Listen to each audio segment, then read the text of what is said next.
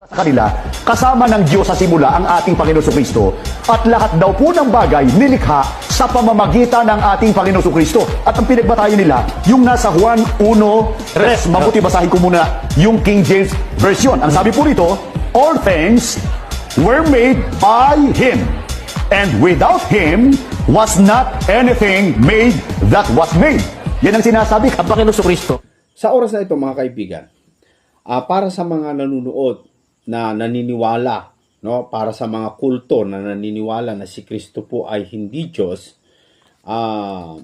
ito yung kanilang batayan. Ito yung kanilang pinagbabatayan para panindiganan na si Kristo po ay hindi Diyos kundi tao, no? Ang una nilang batayan doon po sa John chapter 8 verse 40 at sa kaunang Timoteo kapitulo 2 sa versikulo 4. Yan yung mga napakababaw na batayan. At bukod pa roon mga kaibigan, heto pa, gusto kong iparinig sa inyo kung ano po yung kanilang matindi daw di umano na batayan para patunayan na hindi po Diyos ang ating Panginoong Jesucristo. Pero tandaan niyo po mga kaibigan, lahat na kanilang babasahin, wala kang mababasa o maririnig doon na si Kristo ay hindi Diyos. Heto, pakinggan natin. Para sa kanila, kasama ng Diyos sa simula ang ating Panginoon Kristo at lahat daw po ng bagay nilikha sa pamamagitan ng ating Panginoon Kristo. At ang pinagbatayan nila, yung nasa Juan 1:3. Mabuti basahin ko muna yung King James Version. Ang sabi po rito, all things were made by Him, and without Him was not anything made that was made. Yan ang sinasabi ang Panginoon Kristo kasama ng Diyos, di kasama ng isa pang Diyos. Lumilitaw kapatid na Michael na may kasama yung isang tunay na Diyos. Eh di dalawa, di na pwede magsama yung iisa. Diba? At saka, doon sa binanggit na ang Panginoong Kristo ay ginawa niya ang buong sanglibutan. Kukontra yun sa pahayag ng Biblia. Sapagkat, basahin natin muna, kapatid na Michael, itong Bibliang ito, salin po ng Iglesia Katolika at mga Protestante. Isaiah 44:24. Ako si Yahweh na iyong tagapagligtas, ang lumikha sa iyo. Ako ang lumikha ng lahat ng bagay.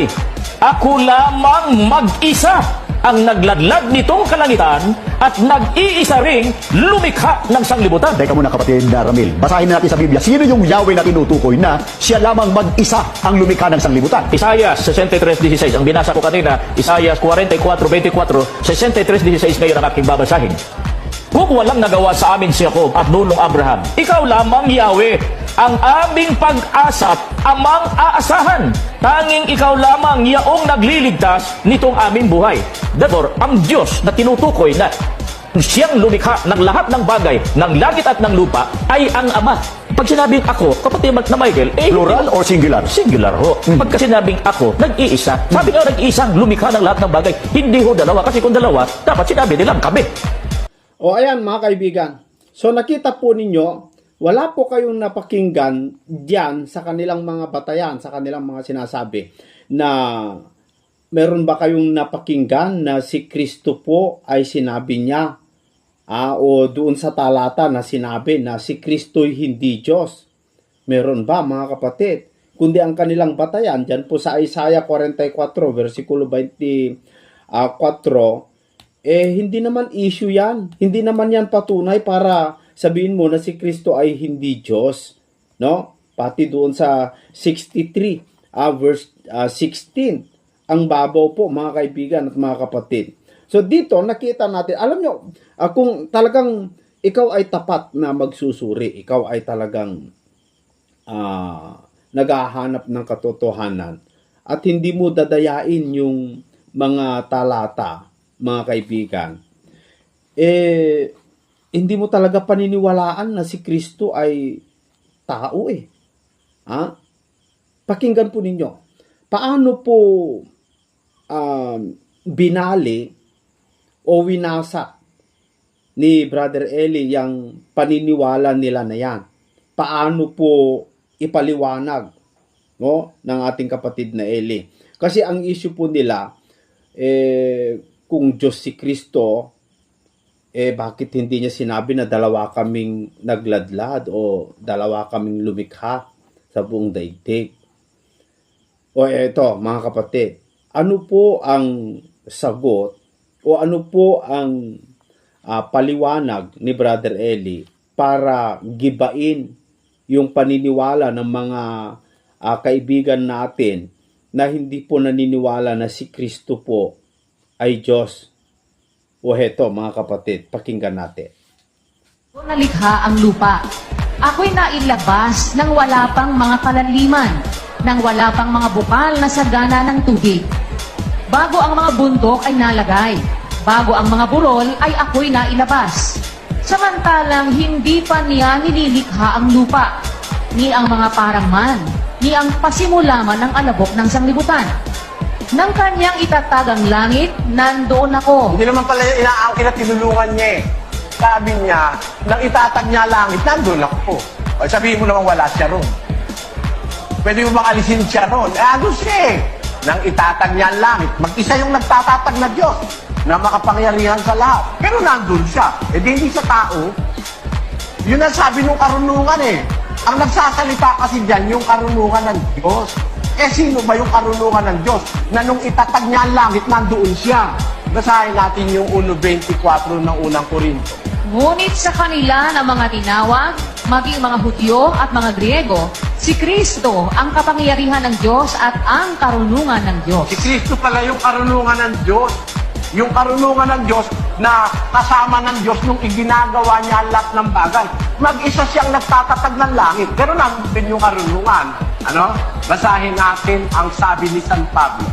2:6 kapatid na Daniel ng unang Korinto hanggang 8. Gayunman ay nagsasalita kami ng karunungan sa mga may gulang, bagaman hindi ng karunungan ng sanglibutang ito o ng mga may kapangyarihan sa sanglibutang ito, na ang mga ito'y nangauuwi sa wala. Kundi sinasalita namin ang karunungan ng Diyos sa hiwaga, yaong karunungan na itinalaga ng Diyos bago nilalang ang mga sanlibutan sa ikaluluwalhati natin, na hindi napagkilala ng sino bang pinuno sa sanglibutang ito, sapagkat kung nakilala sana nila, ay di ipinako sa krus ang Panginoon ng kaluwalhatian. Nakita mo? Yung sinasabi ng mga apostol na karunungan, si Kristo yun eh. Eh, yun ikang karunungan yan, itinalaga ng Diyos bago pa nilalang ang sanlibutan. Hindi, wala pang alikabok na pagkukunan sa tao, nandun na yung karunungan, tinalaga na ng Diyos bago pa nilalang ang sanlibutan. Na yung karunungan yan, di napagkilala ng pinuno ng sanlibutan. Kasi kung nakilala nila, sana di ipinako sa krus yung Panginoon ng kaluwalhatian. Eh, di yung pala yung pinako sa krus, si Kristo yun. Kaya ang sabi niya sa 1.24, si Kristo ang kapangyarihan ng Diyos at ang karunungan ng Diyos. Hindi napagkilala ng pinuno ng sanlibutan, kaya nila ipinako. Si Kristo yon. Eh ngayon, ang Kristo ang nandoon kasama ng Diyos. Naglalatag ang Diyos ng langit na mag-isa, pero andun ang anak. Wala naman ako sinabi tinulungan ng anak eh. Makapangyarihan nga ang Diyos eh. Ngayon, nung mga tiyempo na hindi pa siya ipinanganganak ng Diyos, ano ba ang kalagayan ng anak? Basahin natin sa 1.18 ng Juan. Walang taong nakakita kailanman sa Diyos. Ang bugtong na anak na nasa sinapupunan ng Ama, siya ang nagpakilala sa Kanya. Ayun, nasa sinapupunan na pala siya eh. Noong umpisa pala, nasa sinapupunan siya ng Ama. Eh kung ang Ama ay tunay na Diyos, eh iba naman eh, hindi tao ba naman yun, nasa sinapupunan ng Ama. Ang Kristo nang galing mismo sa sinapupunan ng Ama. Hindi galing sa lupa, kapatid. Maghulos dili ka. Yung katawan niyang tao, yun ang nanggaling sa lupa. Pero siya, yung anak na bugtong, hindi galing sa lupa yon. 10:5 ng Hebreo. Kaya't pagpasok niya sa sanglibutan ay sinasabi, hain at handog ay hindi mo ibig. Ngunit isang katawan ang sa akin ay inihanda mo. Nakita mo, kapatid? Pumasok siya sa sanlibutan. Eh, hindi siya galing dito sa sanlibutan. Pero ba naman yung papasok eh, dito na nag-umpisa. Hindi siya rito nag-umpisa. Pagpasok niya sa sanlibutan, ipinaganda siya ng isang katawan. Yun na nga yung nagutom, nauhaw, tinuli. Yun nga yung tinutuya ng mga ministro mo eh. Meron ba ikang Diyos na tinutuli? Meron ba ikang Diyos na nauuhaw? Eh kung di ka ba naman gago, pastor ka di manalo. Hindi ba naman malaking kagabuhan yun? Naghanda nga ang Diyos ng katawan dito sa lupa Pagpasok niya sa sanlibutan, galing siya sa sinapupunan ng Ama, may nakahanda ng katawan para sa kanya. Dito sa lupa nag-umpisa yung katawan. Katawan tao yun eh. Pero siya, hindi dito nag-umpisa. Pumasok siya sa sanlibutan. At unayang galing siya sa Ama, 13 ng buwan. Si Jesus, sa pagkatalastas na ibinigay na ng Ama ang lahat ng mga bagay sa kanyang kamay, at siya'y nanggaling sa Diyos, at sa Diyos din paroroon. Ayon, ang galing siya sa Diyos din paroroon. Eh kung yung Ama na pinanggalingan tunay na Diyos, tao ba naman yung nanggaling? Napakalaki katangahan naman nun. Nanggaling sa sinapupunan ng Ama, parang ganito yun mga kapatid. Si Eva kinuha sa tadyang ni Adan. Kaya kung si Adan tao, si Eva tao rin. Galing sa tadyang ni Adan Yung anak galing sa sinapupunan ng Ama. Ang tawag sa Biblia sa kanya, karunungan ng Diyos. Galing siya sa kalagayan ng Diyos. Yun ba ngayon sasabihin mong tao? O ngayon, meron siya binasa sa 43 list ng Isaya. Basahin na. Kayo'y aking mga saksi, sabi ng Panginoon, at aking lingkod na aking pinili, upang inyong maalaman at magsisampalataya kayo sa akin, at inyong matalastas na ako nga, walang Diyos na inanyuan na una sa akin, o magkakaroon man pagkatapos ko. Di siya Diyos. Mula noong una, hanggang matapos, hanggang pagkakawala hanggang siya Diyos. Kasama niya yung anak mo sa sinapupunan niya. Pupuwera mo ba yun? May napakatanga mo kapatid pag ipinwera mo yun. Kasama siya nung Ama sa sinapupunan niya. Kaya kung siya man ay Diyos, walang nakauna sa kanya, walang magkakaroon pagkatapos niya. Kasama niya na yung anak sa kanya. Nasa sinapupunan niya yun Marunong ka pa ba kay Juan? Marunong ka pa ba sa mga apostol? Hindi na nga magkakaroon ng iba dahil kasama na siya nung umpisa pa. Hindi na magkakaroon ng iba. O ayan mga kaibigan, hindi pa ba sapat yan mga kaibigan na naniniwala na si Kristo ay hindi po Diyos? Hindi pa ba sapat yan mga paliwanag na yan? Biblical yan, no mga kaibigan? Yung mga batayan po ninyo na lagi po ninyong sinasabi sa Timoteo 2:5 at saka doon sa John chapter 8 verse 40, hindi po yun matibay na batayan. Kasi unang-una mga kaibigan, hindi po kami tutol na si Kristo ay hindi tao. Kasi naniniwala kami na si Kristo po ay nagkatawang tao, kaya siya'y tao. Maliwanag naman yung paliwanag ni Brother Eli mga kaibigan, na yung sinabi niya doon sa kanyang mga isinagot, wala pang sanglibutan, ayon sa proverbio, ang karunungan andun na. Andun na yung karunungan. No? Doon sa John chapter 3, bagamat binasa din ng mga ministro ni Manalo, yung John chapter 1 pala, no? Sa verse 3, maliwanag dahil kay Kristo, nilalang ang lahat ng mga bagay, pero hindi ibig sabihin si Kristo ang lumalang, kundi, kung wala si Kristo, wala ang lahat ng mga bagay. Di maliwanag. Kung wala siya, wala ang lahat ng mga bagay. Di andun na. Dahil kung wala siya, sabi niya o di ibig sabihin andun na. Parang ganito lang kasi yan mga kaibigan. Dahil sa anak mo, kaya ka bumili o gumawa ng laruan. Di ba ganon mga kapatid? Pero hindi ibig sabihin yung anak mo mismo gumawa doon sa laruan. Kundi dahil sa kanya, kung wala yung anak mo, wala kang ginawang laruan. Kung wala yung anak mo, wala kang biniling laruan. Parang ganun lamang po yun. No? Sa Biblia po, kung wala si Kristo, walang nilalang. Wala ang lahat ng mga nilalang. Kaya, si Kristo po talaga ay nauna na Kasi, doon po sa patunay, bago nilatag ang lupa, sabi doon sa proverbio, andoon ako. Sino yung andoon na nagsasalita? Yung karunungan. Sino yung karunungan? Maliwanag naman yung ating napakinggan mga kaibigan.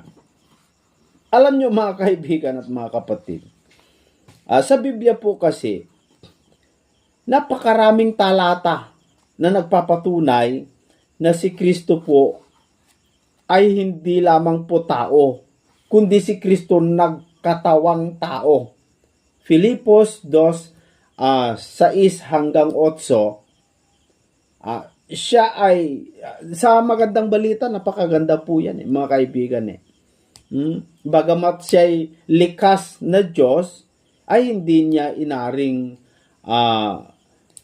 ipinantay yung kanyang sarili, kundi hinubad niya yung kanyang pagkapantay sa Diyos at nag-anyong tao, nakitulad sa tao. Ano pa bang mas maliwanag na paliwanag dyan mga kaibigan? Alam nyo, meron akong nakausap na ministro po. Doon po sa TikTok, si Dari Viller. Nung nag-usap kami tungkol po sa pagka-tao di umano ni Kristo at hindi Diyos, ayon sa kanya, panukala lang daw si Kristo. Nauna daw talaga si Kristo kaysa sa nauna daw sa panukala si Kristo bago inilatag ang sanglibutan. Panukala lang daw. Ang panukala ibig sabihin kaisipan lang, mga kaibigan, ayon sa Dari Viller. Ang kanilang ginagamit na patunay talagang si Kristo hindi Diyos, yung sinabi ni Kristo doon po sa 8:40 ng Juan na pinagsisikapan po ninyo akong patayin na taong nagsasaysay sa inyo ng katotohanan. Sabi ko sa kanya, hindi naman ako tutol na talagang sinabi ni Kristo na ako'y taong nagsasaysay ng katotohanan. Bakit po? Hindi naman kalabaw yung nagsasalita Tao naman talaga yun. At hindi espiritu yun. Tao talaga yung nagsasaysay ng katotohanan, mga kaibigan. Hindi po espiritu yun. Hindi po yun kalabaw o kambing o ano man. Kundi tao. Siya nga nagsabi tao pero dahil ba sinabi niya tao ay talagang tao na? Hindi na siya Diyos. Hindi naman niya sinabi na sapagkat pinagsisikapan po ninyo akong patayin na taong nagsasaysay sa inyo ng katotohanan at hindi ako Diyos. Wala namang ganun bakit sinabi niya na taong nagsasaysay? Kasi tao, nagkatawang tao nga Nagkatawang tao. Sino yung nagkatawang tao? Yung verbo. Sino yung verbo? Diyos. John 1:1. Nang pasimula, siya ay verbo. At ang verbo ay sumasa Diyos. At ang verbo ay Diyos. Yung verbo Diyos, mga kaibigan, hindi naman, at ang verbo ay panukala. Wala namang ganun Ba't po ninyo hindi maunawaan? Nang pasimula, siya ay verbo. At ang verbo ay sumasa Diyos. At ang verbo ay panukala. Hindi naman At ang verbo ay Diyos. Yun ang sabi. Kahit ulit-ulitin po ninyong basahin yan. John 1:1. Kahit anong talata o kahit anong version. Hindi sinabi na nang pasimula siya ay salita at ang salita ay sumasa Diyos at ang salita ay panukala. Walang ganon. Magpapapugot ako ng ulo kung may ganon. Pero ang sinabi, at ang salita ay Diyos. Yun ang nakalagay. At ang verbo ay Diyos. Yun ang nakalagay. Sa 14, at ang salita ay nagkatawang tao. Sino yung salita? Yung Diyos. At ang salita na Diyos ay nagkatawang tao. Ano problema doon? Bakit ayaw po ninyong tanggapin? Doon sa 1 Timothy chapter 3 verse 16, Walang pagtatalo. Dakila ang hiwaga ng pagka-Diyos. Yaong nahayag sa laman. Walang pagtatalo. Sabi ni Pablo, walang pagtatalo. Dakila ang hiwaga ng pagka-Diyos. Yaong nahayag sa laman. Wala naman ibang nahayag sa laman kundi si Kristo eh. Si Kristo lamang po mga kaibigan. Napakarami. Colosas 2:9, Tito 2:13, no? Yan. Napakaraming talata. 1 John chapter 5 verse 20. Ewan ko kung bakit hindi po ninyo nauunawaan. Nung binasa po ni Darry Viller, yung isang ministro po ng Iglesia ni Cristo, nung binasa niya yung Juan 8:40, nakalimutan ko kung anong version yung ginamit niya eh. Mga kaibigan nahuli ko dun eh. Sabi ko, ba't yan ang binasa mo? Sabi ko, Sambahayang Pilipino yata yung binasa. Ba't yan ang binasa mo? Yan ba ay tamang translation? Sabi ko sa kanya. Sabi niya, oo, sabi niya. Ito yung tamang translation. Tapos sabi ko, kung tamang translation yan, pakibasa nga doon sa Gawa 20:28. Alam niyo yung kanyang babasahin, yung Lamsa translation. Sabi ko, wag yan. Ang basahin mo yung binasa mo nung una.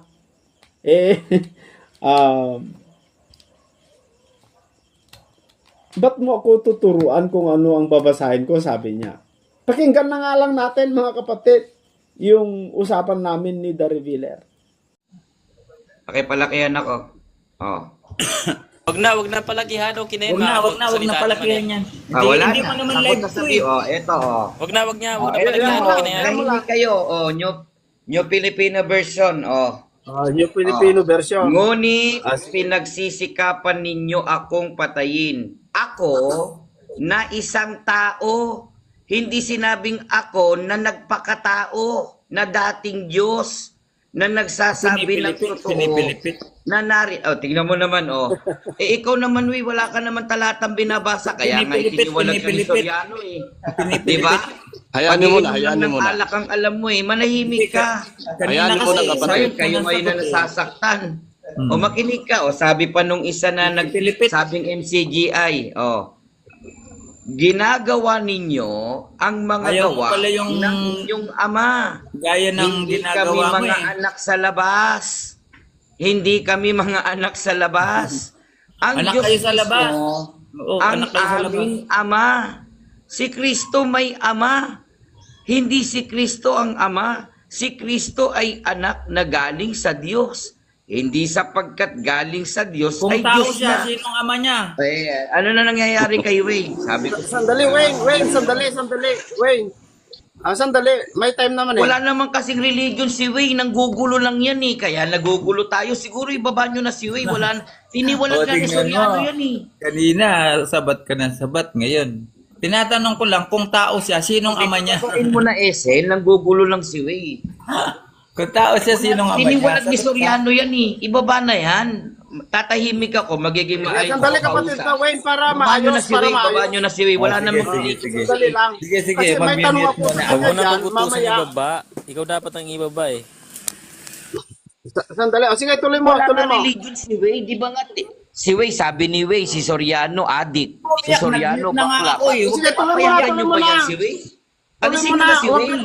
Magulo lang si Wayne. Sige, tuloy mo na. O baka gusto kong tanungin na kita. Sige. Pwede nyo ako tanungin after ko sinasabi. Okay, tanungin kita. Ito. Yan bang, anong translation yan, kapatid? Di mo ba alam?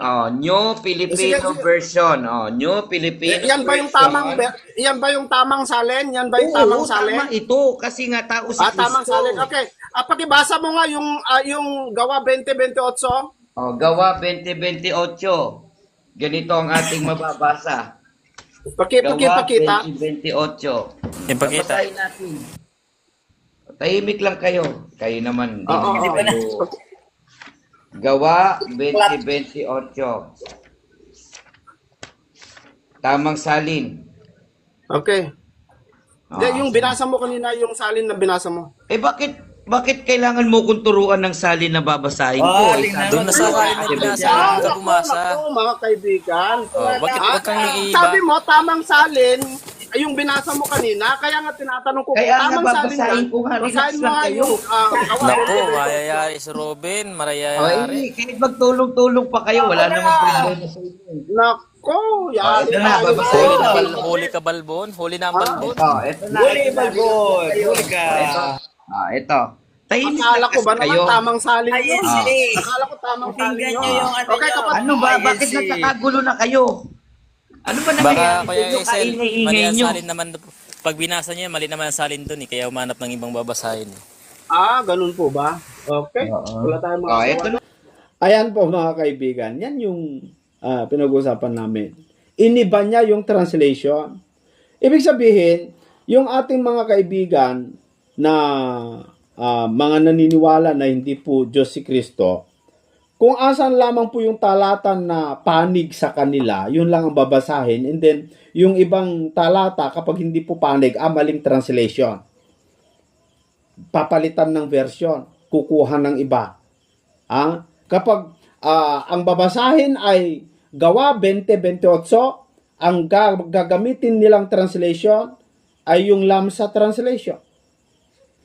Pero ayaw nilang basahin doon sa Filipos 2:6-8 yung Lamsa translation. At doon sa Roma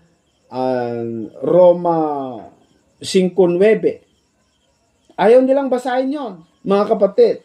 At saka kapag magandang balita Biblia, ayaw nilang basahin doon sa Filipos 2:6-8 kasi mabubuking sila. Mali daw translation nyo.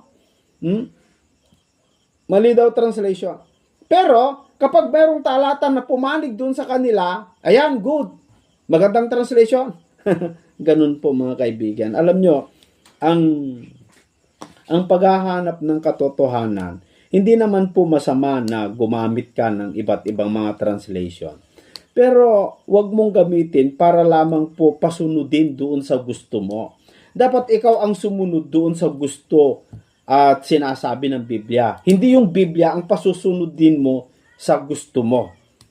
Mali po yun, mga kaibigan. Sana po ay nakita natin, sana po ay mapansin natin yung kanilang mga diskarte. Kahit isa man lang sana ang malinawan, okay na yon. Napakasaya na po ang Panginoon. Maraming talata. Kung didiwaan mo lang yung mga talata sa Biblia, hindi mo sasabihin na si Kristo ay tao. Kundi ang sasabihin mo, kapag makita mo yung katotohanan, si Kristo ay nagkatawang tao. Kung siya'y tao, hindi na siya magkatawang tao. Sabi doon sa John chapter 6 verse 62, ano nga kung makita ninyo ang anak ng tao na umaakyat sa kinaroroonan niya ng una? Doon pa lang bagsak na eh. Ibig sabihin, mayroon pong kinaroroonan ng una na hindi tao. Kasi aalis siya sa pagkatao niya eh. Babalik na sa kanyang kinaroroonan ng una. Anong kinaroroonan niya ng una? Panukala. Ibig sabihin ngayon ay si Kristo bumalik bilang panukala. Bakit yung pasugo po ninyo, sabi nyo, si Kristo ay bumalik sa kanyang ama, nakaupo sa kanan ng luklukan. Tao pa rin. Ibig mong sabihin, tao ng una. Ba't pa siya nagkatawang tao? Tao, nakaupo dati doon sa kinaroroonan niya ng una, yun ba? Kung i-analyze lang natin yung mga talata, mga kaibigan, di tayo malilito, no? Pero, ganyan talaga. Kailangan na lang tindigan nila yon dahil yun po talaga ang kanilang aral. Alam nyo, sa akin naman, kung makita ko po sa inyo na mas totoo yung sinasabi po ninyo, bakit ko tatanggian? Naghahanap tayo ng katotohanan eh. Ang katotohanan ay siya naman yung magpapalaya sa atin. So maraming salamat po sa inyong lahat. Hanggang sa muli po mga kaibigan.